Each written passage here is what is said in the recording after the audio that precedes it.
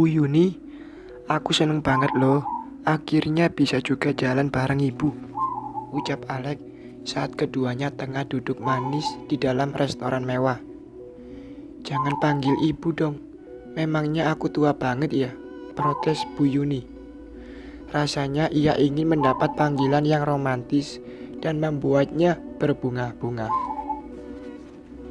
Apa dong, mau dipanggil sayang atau ayang, tawar Alex.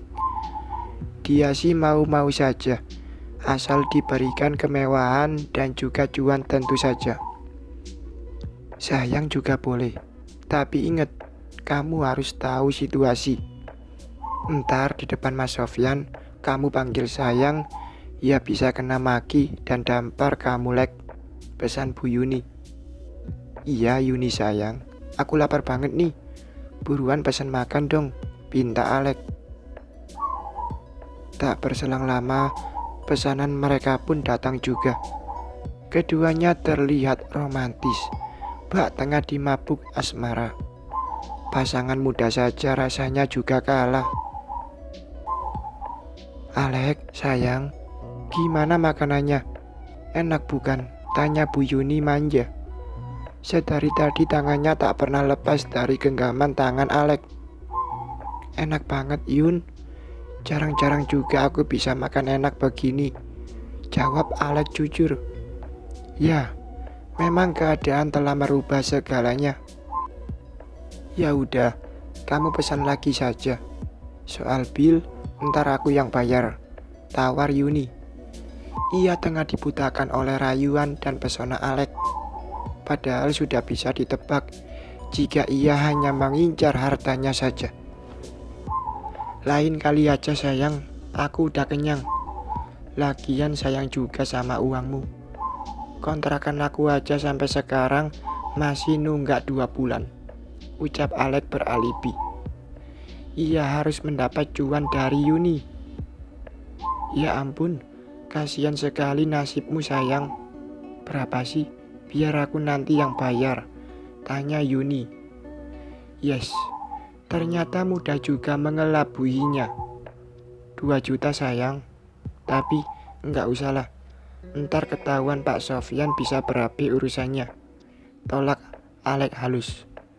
Sudah pasti kata-kata itu berbanding terbalik dengan isi hatinya. Ia ingin sekali mendapat duit dari Yuni. Soal suamiku jangan khawatir, itu bisa kuatur. Habiskan makananmu sekarang, habis ini kita pulang dan ambil uang, pinta Yuni. Soal uang tak masalah baginya, yang penting ada pria yang mau menemani kesepiannya. Benarkah itu Yun? Makasih banyak ya, aku pasti tak akan melupakan kebaikanmu, ucap Alex antusias.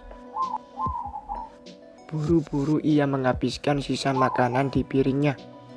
Ia tak sabar untuk segera sampai kembali ke rumah majikannya. Uang merah seakan telah menari-nari di matanya untuk lekas dijemput. Sampai di rumah selingkuhannya, ternyata ia harus melayani Yuni di atas ranjang. Meski ia kurang berselera, tapi tetap ia lakukan. Apalagi kalau bukan demi uang dan kemewahan.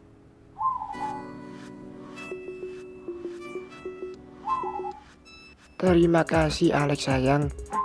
Setelah sekian lama, akhirnya aku bisa merasakan kebahagiaan juga, ucap Yuni setelah hasratnya tersalurkan. Seringnya ditinggal suami membuat tersiksa lahir dan batin. Sama-sama, kita kan impas.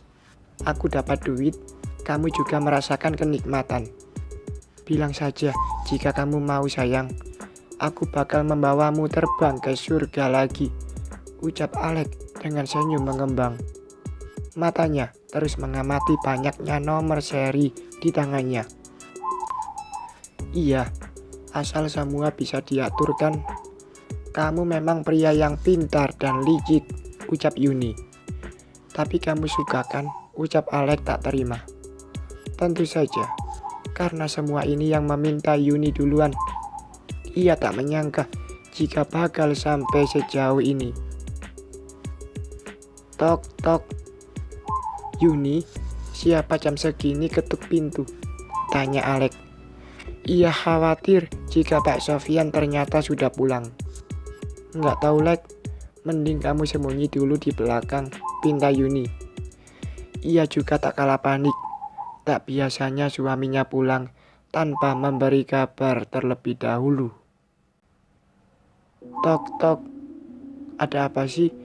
Malam-malam ganggu orang istirahat, ucapnya sambil membuka pintu. Alangkah terkejutnya ia saat tahu siapa orang yang datang.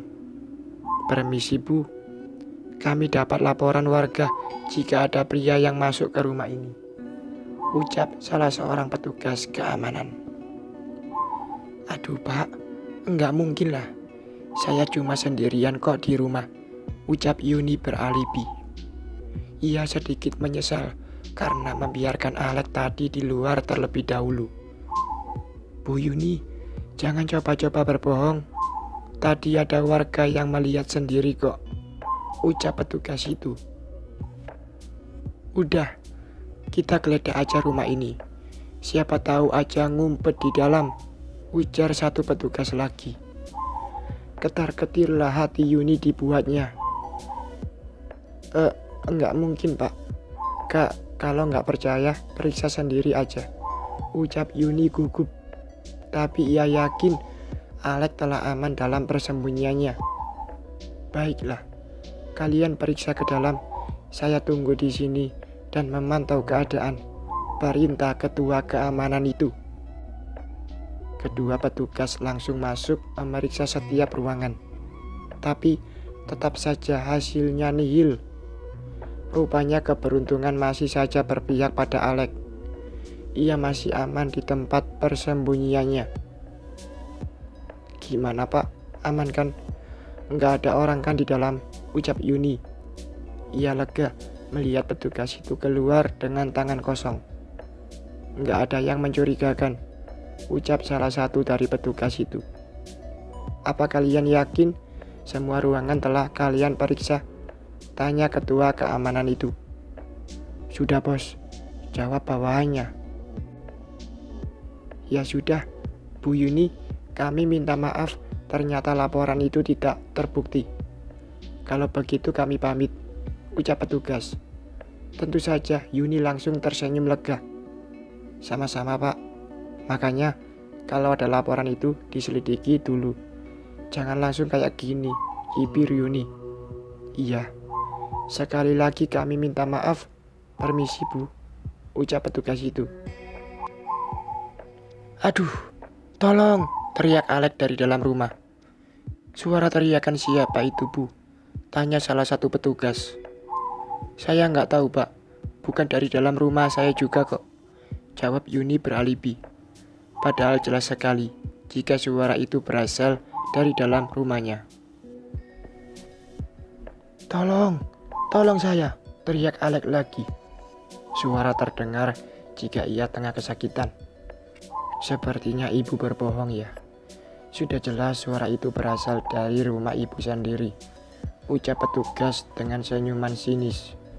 Tanpa meminta izin Yuni, para petugas langsung melangkah masuk rumah. Waduh, bisa gawat nih kalau ketahuan, ucap Yuni panik. Ia langsung mengikuti petugas yang menuju sumber suara.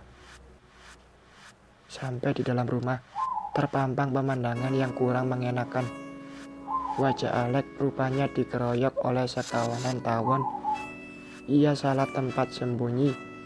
Tanpa sadar, ia mengusik sarang tawon yang ternyata berada di dekatnya.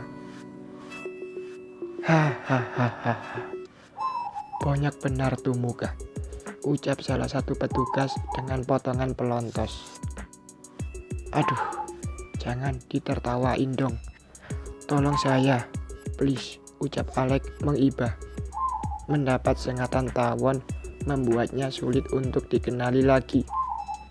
Makanya, jangan sok-sokan sembunyi. Tahu sendiri kan akibatnya, ucap petugas. Ia membawa Alek dan mendudukkannya di ruang tamu.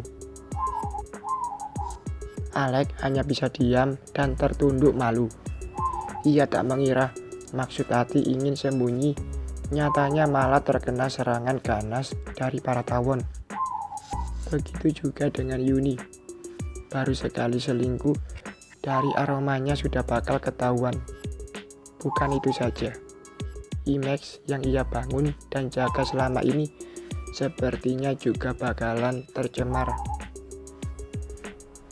Bu Yuni, benar saja. Rupanya Anda tadi berbohong. Sekarang tolong jelaskan semua ini. Pinta ketua keamanan. Jelasin apa sih Pak? Saya enggak ngapa-ngapain kok, ujar Yuni mengelak. Jelas saja ia takut jika kejadian ini sampai ke telinga sang suami. Memasukkan pria asing dan sudah jelas ada di dalam. Bu Yuni tahu kan, Pak Sofyan sedang nggak ada di rumah, ujar petugas lagi. Terus apa hubungannya Pak? Lagian saya juga nggak ngapa-ngapain kok, protes Bu Yuni. Ibu tahu kan, suami ibu ketua RT di sini. Sudah seharusnya ibu menjaga martabat dan nama baik Pak Sofyan. Bukan malah seperti ini, tutur petugas. Udah, bawa saja ke balai warga, celetuk petugas yang lain. Tentu saja ucapan itu membuat muka Yuni dan Alek menegang. Muka yang sudah bengep tambah bengep lagi deh. Aduh Pak, jangan dong, ucap Alek. Ia benar-benar panik. Semua rencana yang ia susun bakal gagal jika sampai ketahuan. Kamu ini siapa sih? Mukamu sulit banget dikenali. Udah kayak habis diajar ribuan masa saja, ucap salah seorang petugas. Ini kali pertamanya juga melihat sosok Alek. Ribuan lebah Pak, bukan ribuan masa, protes Alek. Ia sebenarnya malu, tapi mau bagaimana lagi? Ia sudah terlanjur ketangkap basah oleh para petugas. Jawab pertanyaan saya dengan jujur. Kamu ini siapa dan tinggal di mana?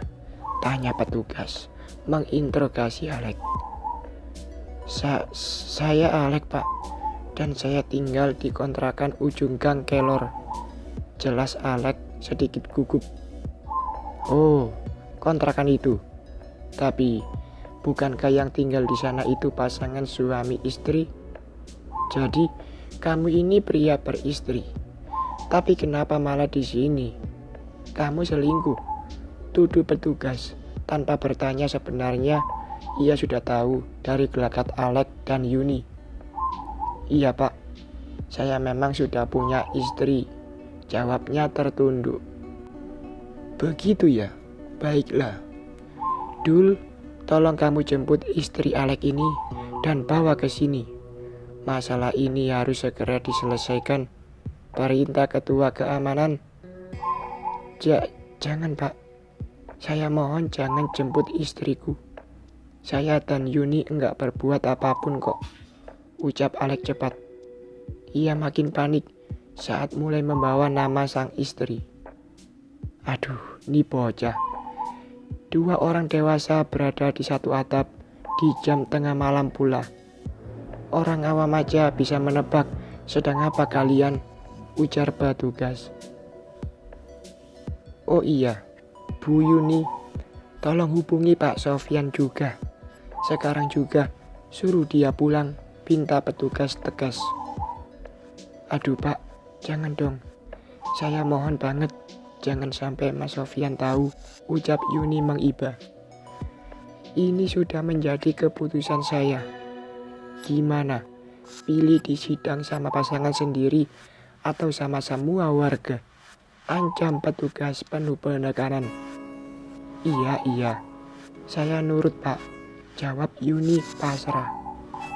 Sementara satu petugas telah melenggang ke rumah kontrakan Amira. Tentu saja, istri Alek itu tak menyangka hal ini bakal terjadi pada suaminya. Tok tok. Permisi, apa benar ini rumah saudara Alek? Tanya petugas tanpa basa-basi. Iya, kok tahu? Bapak mau cari Alek, tapi orangnya nggak ada, Pak. Jelas Amira. Mbak, ikut saya sekarang juga karena telah terjadi sesuatu pada suami Mbak. Ajak petugas. Iya Tuhan, apa yang terjadi, Pak? Suami saya baik-baik saja kan, Pak? Suami saya enggak kenapa-napa kan? Tanya Amira panik.